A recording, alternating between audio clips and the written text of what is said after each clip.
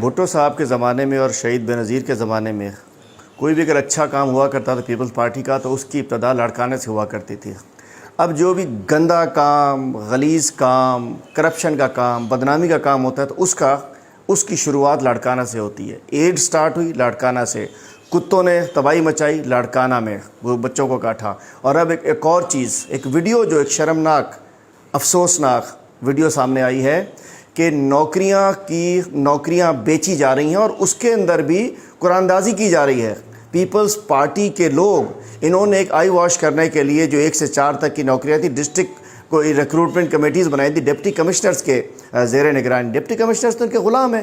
اس وقت صورتحال یہ ہے کہ ایک ویڈیو جو لاڑکانہ میں وائرل ہوئی ہے، اس میں پیپلز پارٹی کا مقامی عہدیدار اس کے ذریعے، بیلٹ کے ذریعے نوکریاں بانٹ رہا ہے۔ تو میں کہنا چاہتا ہوں اس سے زیادہ بیڈ گورننس نہیں ہو سکتی، اس سے زیادہ کرپشن، ناانصافی نہیں ہو سکتی کہ غریب کو بھی نوکری میرٹ پہ نہ مل سکے۔ یہ تمام نوکریاں بیچ رہے ہیں، بانٹ رہے ہیں، اور یہ ڈپٹی کمشنرز ان کے غلام بنے ہوئے ہیں، افسران ان کے غلام بنے ہوئے ہیں۔ اور یہ جو نوکریوں کے بیچنے کا جو ویڈیو آئی ہے، اس کے اوپر chief justice of Pakistan, chief justice Sindh high court سے ہم کہتے ہیں کہ اس کا نوٹس لیں۔ ہم بھی انشاءاللہ اسمبلی میں ریز کریں گے، لیکن 18ویں ترمیم ہے، ان کا اپنا اختیار ہے۔